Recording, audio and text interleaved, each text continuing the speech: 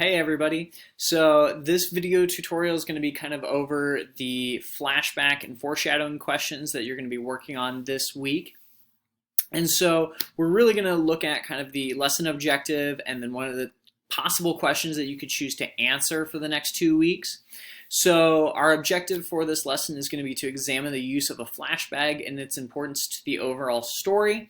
And then the question is, why does the author use shifts in time? Cite a place in the book and explain why an author might have used a shift in time there.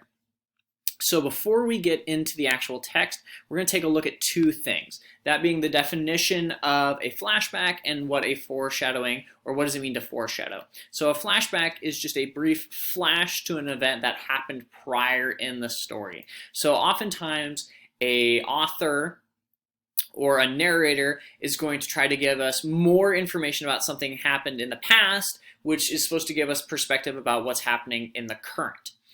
Then foreshadowing, which we're not going to be taking a look at in this video, and it's a little bit tougher to find in novels, is an allusion to events that will happen later in the story.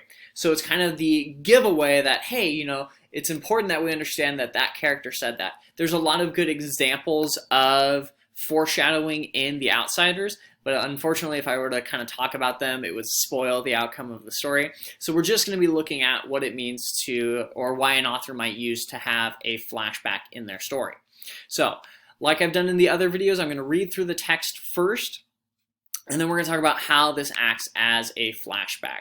So what's important to understand about this part of the story is that Ponyboy and some of his friends have gone to a drive-in movie theater, and they're talking with these two Soch girls, and specifically Ponyboy is going to be kind of going to the concession stand with this girl Cherry Valance, and we're going to see how this begins to act as a example of foreshadowing. So we went to the concession stand, and as usual, there was a line a mile long, so we had to wait.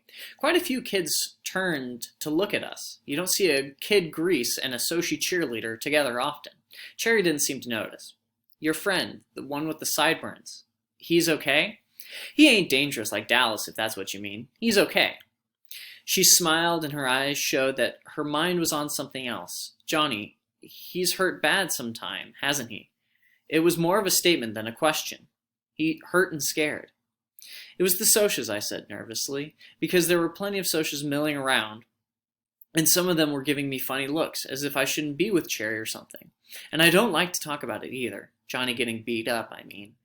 But I started in, talking a little faster than I usually do, because I don't like to think about it either. It was almost 4 months ago. I had walked down to the DX station to get a bottle of pop and to see Steve and Soda, because they always buy me a couple of bottles and let me help work on the cars. I don't like to go on the weekends because there's usually a bunch of girls down there flirting with Soda. All kinds of girls. Soches too. I don't care too much for girls yet. Soda says I'll grow out of it. He did. It was a warmish spring day with the sun shining bright, but it was getting chilly and dark by the time we started home. We were walking because we had left Steve's car at the station. At the corner of our block, there's a wide open field where we play football and hang out, and it's often a site for rumbles and fistfights. We were passing it, kicking rocks down the street and finishing our last bottle of Pepsi when Steve noticed something lying on the ground. He picked it up. It was Johnny's blue jean jacket, the only jacket he had.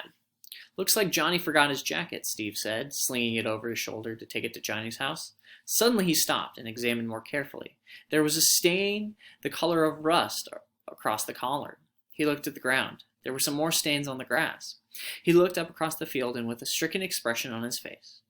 I think we all heard the low moan and saw the dark, motionless hum on the other side of the lot at the same time. Soda reached him first. Johnny was lying there, face down on the ground.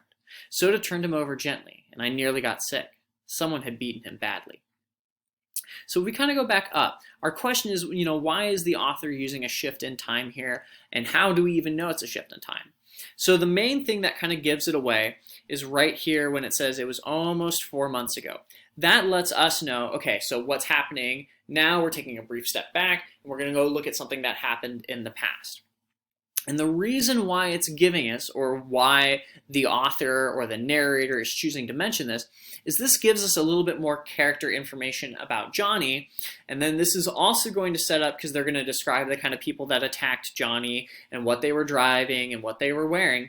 All of that's going to be really important for when we, a little bit later in the story, see those same people come back. So this is almost a good example of both something that's a flashback because it's taking place in the past, and then it's foreshadowing because we're getting to know a little bit about what might happen eventually. So just a really good example of how an event here can give us more information and why the author might choose to include something like a flashback. So I hope that helps. Make sure that you're using these kind of video tutorials to help you think about how is this appearing in my book.